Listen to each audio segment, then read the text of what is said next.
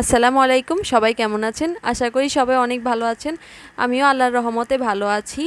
আর আজকে আপনাদের ব্লগে আমি অনেক গুরুত্বপূর্ণ কিছু টিপস আপনাদের সাথে শেয়ার করব, যা আপনাদের দৈনন্দিন জীবনে অনেক বেশি কাজে লাগবে। আসসালামু আলাইকুম, কেমন আছেন সবাই? আশা করি ভালো আছেন। আলহামদুলিল্লাহ, আমিও ভালো আছি। তা আজকে তিশা যে টিপসটা দেবে সেটা আমি নিজেও জানি না কেন আমাকে করতে বলছে। আমাকে বলছে যে তুমি বরফ দিয়ে পানিতে তারপরে কিছুটা আম ভিজিয়ে রাখো, আর কিছুক্ষণ ভিজিয়ে রাখো, আর বাকিটা আমি পরে বলতেছি।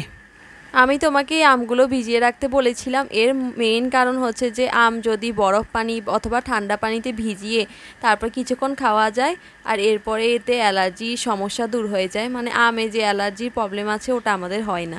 যেরকম আমরা আম খাওয়ার সাথে সাথে মুখে গোটা উঠে যায়, ওটা আর হবে না। সত্যি? আসলে আমি তো এটা জানতামই না। হ্যাঁ, আমরা সবসময় আম খেলেই আমাদের মুখে পিম্পল উঠে যায়। এই জন্য আমি এখন থেকে ভেবেছি যে সবসময় আমটাকে ঠান্ডা পানিতে ভিজিয়ে এরপর খাবো। এরকম করলে তো আমটা অনেক ঠান্ডাও লাগে। তা কতক্ষণ ভেজাতে হবে? আধা ঘন্টার মতো এটা যদি ভিজিয়ে রাখি তাহলে আমরা অনেক বেশি এটা মানে ভালো উপকারিতা পাবো। সত্যি বলেছ তো। আমি আজকে সেই কাজটাই করলাম তোমার কথা মতো। আর এখন আমগুলোকে আমি ছুলে নিচ্ছি, ছুলে ওদেরকে সবাইকে কেটে খেতে দেবো। আম্মু আমগুলোকে এইভাবে চুলে নিচ্ছে, আমি বলেছি এইভাবে চুলে দিতে, কারণ এইভাবে না আম খেতে আমার অনেক বেশি ভাল লাগে। এরকম কাঁটা চামচ দিয়ে দিয়ে খেতে এমনি তো আমরা খোসা সহই রেখে দিই, কিন্তু আজকে আমি একটু এইভাবে কেটেছি। সত্যি কথা বলছি, আসলে আমি কিন্তু আজকে ভিডিওর জন্য এভাবে আমগুলো কেটেছি। এমনিতে কিন্তু আমি ওদেরকে এভাবে আম কেটে দেই না, আমি খোসা সহই কেটে দিই। এত ঝামেলা কে করে বলেন? হ্যাঁ, আম্মু একদমই ঝামেলা করতে চায় না। আম বলে এইভাবে খেলে খাও, না খেলে নাই। কিন্তু আজকে আম্মুকে দিয়ে এইভাবে কাটিয়ে নিয়েছি। আর এখানে আমি দেখিয়ে দিচ্ছি আম্মু কিভাবে পিছনে এরকম করে খেয়ে ফেলে। আম্মু আর যখন ভিডিও অফ করে দেয় তখন আর কিছুই করে না, মানে যেই বাটিটা আছে ওই বাটিটাতে করেই খেয়ে ফেলে। আমি আজকে রিভিল করে দিয়েছি সত্য ঘটনা। সত্যি, আসলে তুমি আমার সব কিছু কিন্তু বাস্ট করে দিচ্ছ। হ্যাঁ, আমি আজকে ফাঁস করে দিছি। আর এখানে দুপুর হয়ে গেছে আর আম্মু অনেক বাজার নিয়ে আসছে। এখন কিন্তু 12টা বাজে, আর এই সময় আম্মু বাজার নিয়ে আসছে। এখন আমরা কখন রান্না করব আর কখন খাবো? তা আমি বললাম যে তুমি একটু বাজারটা গোছাও, তারপরে আমি আমি মাছটা কাটবো। তো বললো তুমি একটু বের করে দাও, তারপর আমি বাজারটা গুছিয়ে রাখবো। আম্মু এত বেশি বাজার নিয়ে আসছে। আর আম্মু কিন্তু প্রতিদিন বাজারে যায় না, একবার গেলে ঘরে যা আছে যা যা লাগবে সব কিছু কিনে নিয়ে চলে আসে। আসলে এভাবে আমার সুবিধা হয়, কারণ আমি মেয়ে মানুষ, সবসময় বাজারে গিয়ে মানে ঝামেলা করতে আমার একদমই ভালো লাগে না। আর বাজারটা না আমার ভীষণ তেমন একটা পছন্দই না।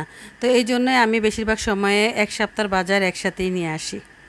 এই মাছটা দেখতে অনেক বেশি সুন্দর, কিছুটা ইলিশ মাছের মতো লাগছে। এটা কি মাছ এনেছো তুমি? এটা তো ওনারা বলতেছে চাপিলা মাছ, কিন্তু আমার তো মনে হয় না এটা চাপিলা মাছ। কিন্তু এই মাছটা আমাদের দেশে কি মাছ বলে জানো? ঝাটকা মাছ বলে আমাদের দেশে। তো যাই হোক, এই মাছটা আমার ভীষণ প্রিয়, কারণ এটা ভাজি করে খেতে অনেক মজা লাগে। তো আজকে আমি একটু তাজা তাজা পেয়েছি, তাই নিয়ে আসছি। আমার এই মাছটা খেতে অত বেশি ভালো লাগে নাই, কারণ এটার ভিতরে প্রচুর পরিমাণে কাঁটা ছিল। এত কাঁটা ছিল যে আমরা যখন এই মাছটা খাই তখন আমরা কেউ আর কথা বলি না। তা আপনাদেরকে একটা টিপস বলি, যখন আপনাদের মাছ কাটার সময় বটিতে কোনো ধার থাকবে না, তখন আপনারা স্টিলের চামচ দিয়ে সুন্দর করে একটু ঘষে নেবেন। দেখবেন বটিতে অসম্ভবভাবে একটা ধার এসে গেছে, আর মাছ টাছ কাটতে অনেক সুবিধা হয়। আম্মু সবসময় এইভাবেই ধার নিয়ে নেয় বটিতে। আর এখানে আমার সবগুলো সবজি আমি ফ্রিজের বক্সটাতে ঢুকিয়ে দিয়েছি, কারণ এই সবজিগুলো এইভাবে রাখলে বেশি দিন ভালো থাকে, আর যদি এমনি করে রেখে দিই তাহলে ভালো থাকে না। এই জন্য আম্মু সবসময় এইভাবে রাখে, এখন আমিও এইভাবেই রাখি। আর এখানে আম্মু আলু নিয়ে এসেছে, আলুগুলোকেও আলুর ঝুড়িতে রেখে দিয়েছি। আর এগুলো কি? এগুলো হচ্ছে কচুর ছড়া, এগুলো খেতে তোমার অনেক ভালো লাগে। আর তুমি সবসময় বলো যে আমার জন্য কচু ছড়া নিয়ে আসবে। আম্মা আসছিল, কচু ছড়া রান্না করছি। ও এত প্রশংসা করছে যে এত ভালো হয়েছে, যে এখন প্রতিবারে গেলেই বলে আমার জন্য কচু ছড়া নিয়ে আসবে। ও আচ্ছা, আমি তো এগুলো আলু ভেবেছিলাম। আসলে আমি দেখি নাই কখনো আম্মু কচু ছড়াগুলো কাটার সময়। আর এখানে আম্মু ধনিয়া পাতা আর মরিচও নিয়ে এসেছে। ধনিয়া পাতা এইটুকু দেয় এখন আমাদের বাংলাদেশে। হ্যাঁ, এখন যে এতটুকু ধনেপাতা পাওয়া সেটাও বেশি, কারণ এই গরমের সময় এই ধনেপাতাটা পাওয়া যায় না। হ্যাঁ, এই ধনিয়া পাতাটা বেশি মজাদার লাগে। আর এখানে আম্মু আমাকে বলেছে আজকে পুঁই শাক রান্না করবো, পুঁই শাকগুলো কেটে দাও। আমি তো এত বেশি মানে খারাপ লাগছিল আমার, কারণ এই সময় শাক বাছাবাছি করতে একদমই ভাল লাগে না। এই জন্য আমি দ্রুত করে কেটে নিচ্ছিলাম, এরপরে বাকিটা আম্মুই করে ফেলছে। আর এদিকে আমি মাছটাও কেটে ফেলেছি, আর পুঁই শাকটা যাতে ও কেটে দিয়েছে আমার অনেকটা সুবিধা হয়েছে। আসলে আমি বাজার নিয়ে আসার পরেও আমাকে অনেকটা হেল্প করেছে, এজন্য আমার অনেক তাড়াতাড়ি রান্নাটা হয়েছে। তো আমি পুঁই শাকগুলো একদম ধুয়ে সুন্দর করে কুচু কুচু করে নিয়েছি, আর পুঁই শাকের ডালগুলো আমি আলাদা করে নিয়েছি। আপনারা যখনই পুঁই শাক রান্না করবেন, ধরেন কোনো কিছু দিয়ে রান্না করলে আগে কিন্তু ডালগুলো আপনি ভালো করে কষিয়ে তারপর পুঁই শাকটা দেবেন, তাহলে পুঁই শাক তরকারিটা অনেকটা ভালো হবে। তো কিন্তু পাতার সাথে যদি একসাথে দেন তাহলে কিন্তু একদমই ডালটা কাঁচা কাঁচা থেকে যাবে। হ্যাঁ, আমার পুঁই শাক রেসিপিটা অনেক বেশি মজাদার হয়, আর আম্মু অনেক মজা করে রান্না করে। প্রথমে আম্মু দিয়ে দিয়েছে পাতিলে তেল, আর এরপরে পেঁয়াজ, আদা, রসুন বাটা, আর এরপর কাঁচামরিচ দিয়েছে, আর সব ধরনের মশলা দিয়ে দিয়েছে, লবণ, মরিচের গুঁড়া, হলুদ গুঁড়া, জিরা গুঁড়া সব কিছু দিয়ে এরপরে আলু আর ওই পুঁই শাকের ডাঁটাটা দিয়ে দিয়েছে, আর এরপর অনেকক্ষণ ধরে এটাকে কষাবে। সাথে তো ডাল দিয়েছি, সেটা বলনি। ও হ্যাঁ, এটা মুসুরির ডাল, আমি মুসুরির ডালও ব্যবহার করেছি। এখানে কি মুগ ডাল দেওয়া যাবে? হ্যাঁ, মুগ ডালও দেওয়া যাবে, মুগ ডাল দিয়েও রান্না করা যাবে, মুসুর ডাল দিয়েও রান্না করা যাবে, অনেক মজা হয়। হ্যাঁ, আম্মু প্রায় সময়টা রান্না করে, আর খুবই টেস্টি হয় এই পুঁই শাকের তরকারিটা। আমি তো অনেক বেশি খাই, আর যেহেতু আমাদের সবারই এখন ঘরে দুর্বলতা লাগে, এই জন্য আম্মু বলছে যে তোমরা 1 মাস ধরে শাকসবজিই খাবা, আর মাংস টাংস খাওয়ার দরকার নেই। সত্যি আসলে শাকসবজি না খেলে কোনো মানে ক্যালোরি পাওয়াই যায় না। আর বিশেষ করে ক্যালসিয়ামের দিকটা খেয়াল করতে গেলে অনেক রকমের শাক পাতা আমাদের খেতে হয়। পুঁই শাক তো সবচেয়ে বেশি ভালো খাওয়া, যদি অ্যালার্জি কম থাকে আর কি। হ্যাঁ, আমার আল্লাহর রহমতে পুঁই শাকে কোনো অ্যালার্জি নাই, এই জন্য আমি পুঁই শাকটা অনেক বেশি খেতে পারি। আর এখনও আম্মু এই ডাঁটাগুলোকে কষাচ্ছে, এর পাকে দিয়ে আম্মু মাছটাকেও ম্যারিনেট করে নিয়েছে লবণ, মরিচ আর হলুদ দিয়ে। আর এটা হচ্ছে আমাদের ফ্রোজেন টমেটো, আম্মু ফ্রোজেন টমেটোটাকে এইভাবেই ব্যবহার করে। আমার কাছে এটাই সুবিধা মনে হয় যে ফ্রোজেন টমেটো আমরা অনেকে অনেকভাবে ফ্রোজিং করি, কিন্তু আমার কাছে সবচেয়ে বেটার মনে হয় এভাবে। যেমন রাখতেও সুবিধা, তেমনি আবার যখন তরকারিতে দিই সেটাও সুবিধা, আবার যখন তরকারিতে দেই তখন গলার কোনো চিন্তা থাকে না, এমনিতেই গলে যায়। হ্যাঁ, আর আপনারাও চাইলে এইভাবে ব্যবহার করতে পারেন। এটা কিন্তু একটা টিপস। এইভাবে আপনারা শুধু টমেটোটাকে বাজার থেকে কিনে নিয়ে এসে ভালোভাবে পরিষ্কার করে একটা কাপড় দিয়ে শুকিয়ে আর এরপর ফ্রিজে ঢুকিয়ে দিবেন, বাস শেষ। এরপর একটা একটা নামান আর খান। অনেক ইজি না? হ্যাঁ, অনেকটাই সহজ, আর অন্যান্যভাবে রাখতে গেলে অনেকটাই কঠিন। এটাকে সিদ্ধ করো, গালাও, তারপরে আবার এটাকে চালো, তারপরে বক্স করো, এটা আবার আসলে আমার কাছে অনেকটাই ঝামেলা মনে হয়। হ্যাঁ, আর এখানে আম্মু আমরা কথা বলতে বলতে আম্মু পুঁই শাকও দিয়ে দিয়েছে, এবং পুঁই শাকটা ভালোভাবে এখন রান্না করে নিচ্ছে, আর এখানে মাছটাকে ভাজি করে নিচ্ছে। এই পর্যায়ে না আম্মু কড়াইটাকে এত বেশি গরম করছে, বলছে যে অতিরিক্ত গরম করলে পাইপেন এরপরে মাছটা দ্রুত উঠে যায়।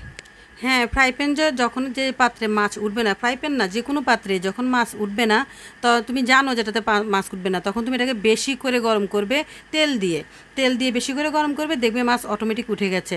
আর দ্বিতীয় কথা হচ্ছে, পুঁই শাক যে আমি রান্না করতেছি এখানে কিন্তু কোনো পানি দেব না আজকে, আর ঢাকনাও দেব না, কারণ ওই পুঁই শাকের পানি দিয়ে পুঁই শাকটা রান্না করব। ও আচ্ছা, আমি তো এটা খেয়ালই করি নাই যে তুমি পানি ব্যবহার করনি। আমি তো ভেবেছি পানি দিয়েছো। না, আমি পুঁই শাকে কোনো পানি দেইনি, এই যে দেখেছো কোনো পানি দেইনি। আর পুঁই শাকের পানি দিয়েই রান্না হচ্ছে। এই পুঁই শাকটা যদি এভাবে রান্না করে তো চচ্চড়ির মতো হয়, খুব মজা লাগে খেতে। মাশাআল্লাহ, আলহামদুলিল্লাহ, আমাদের পুঁই শাকটা সুন্দরভাবে রান্না হয়ে গিয়েছে। আর এখন আম্মু এখানে মাছটা ভুনা করে নিবে, আর এই মাছটা ভুনা করার জন্য প্রথমে তেল গরম করে নিয়েছে, এরপর এখানে পেঁয়াজ, কাঁচামরিচ আর রসুন দিয়ে দিয়েছে, দিয়ে ভালোভাবে এটাকে এখন একটু কষিয়ে নিবে মশলাগুলোকে। আর এখানে দিয়ে দিচ্ছে 1 টিস্পুন লবণ, 1 টিস্পুন হলুদ গুঁড়া, আর 1 টিস্পুন লাল মরিচ। এই সবগুলো দিয়ে ভালোভাবে কিছুক্ষণ মশলাগুলোকে কষিয়ে নিবে। সাথে একটু জিরে গুঁড়ো দিয়েছি, কারণ মাছের সাথে যদি একটু জিরে গুঁড়ো না হয় তাহলে ভাল লাগে না। তা আমি এখন সব কিছু দিয়ে মশলাগুলো ভালো করে কষিয়ে একটু পানি দিয়ে দেবো।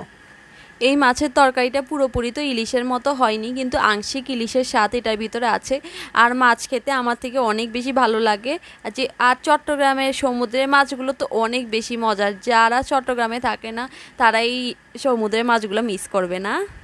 সত্যি আসলে আজকে কয়েক বছর যাবৎ আমি চট্টগ্রামে থেকে অনেক সমুদ্রের মাছ খেয়েছি। আমি কিন্তু আমার বাবার বাড়ি থেকে তেমন একটা সমুদ্রের মাছ খাইনি, কারণ আমি তো ঢাকায় ছিলাম বেশিরভাগ সময়। কিন্তু চট্টগ্রাম থেকে আমি অনেক কিছু দেখেছি আর অনেক সমুদ্রের মাছও খেয়েছি। আর এখন আম্মু ধনিয়া পাতা দিয়ে ভালোভাবে নামিয়ে নিবে মাছটাকে। আর এখন আমরা একটু ক্লিন করে নিচ্ছি আমাদের রান্নাঘরটা। আমরা তো দিনের মধ্যে প্রায় 2 থেকে 3 বার আমাদের রান্নাঘর ক্লিন করা হয়, কিন্তু এরপরও আবার মেসি হয়ে যায়। তো সত্যি বলতে আসলে এই চট্টগ্রাম শহরে আমি যা কিছু দেখেছি, যা কিছু খেয়েছি, আর যতটা স্বাধীনতা পেয়েছি, তো আলহামদুলিল্লাহ আমি অনেক ভালো আছি আল্লাহর রহমতে। এই জিনিসটা, এই শহরটা যদি আমি কখনো ছেড়ে যাই, তাহলে আমি কিন্তু প্রচুর মিস করব। হ্যাঁ, চট্টগ্রামের শহরে আলাদাই একটা মায়া আছে। আর এই দেখেন ঝালমুড়ি নিয়ে এসেছি বিকালে। আমরা বেশিরভাগ সময় আমাদের এই আঙ্কেল থেকে ঝালমুড়ি নিয়ে আসি। অনেক মজাদার করে বানায় উনি ঝালমুড়িটা।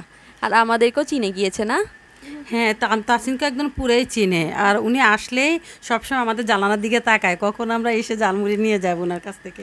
হ্যাঁ, ওনার ঝালমুড়িটা অনেক বেশি মজার। যে একবার খেয়েছে সে সবসময় ওনার থেকে ঝালমুড়ি খায়। এত ভালো ঝালমুড়ি বানায়। কিন্তু বাইরের খাওয়া বেশি খাওয়া উচিত না, কিন্তু এরপরও একটু একটু খাওয়া যায়। তারপর কেন যেন উনার ঝালমুড়ির লোভটা আমরা সামলাতে পারি না, আমরা কিন্তু সবাই সবার কাছ থেকে টাকা ধার করে হলেও কিনে নিয়ে আসি। হ্যাঁ, আমরা এক এক দিন এক একজন ঝালমুড়ি খাওয়াই। আচ্ছা, দেখতে দেখতে একদম ব্লগের শেষ প্রান্ত পর্যন্ত চলে এসেছি। আপনারা সবাই ভালো থাকবেন, সুস্থ থাকবেন, আমার জন্য দোয়া করবেন। Till then, take care and আল্লাহ হাফেজ। হ্যাঁ, আমরা আসলে ব্লগের শেষ প্রান্তে চলে এসেছি। তা অবশ্যই ভালো লাগলে লাইক, শেয়ার, কমেন্ট করবেন। আল্লাহ হাফেজ।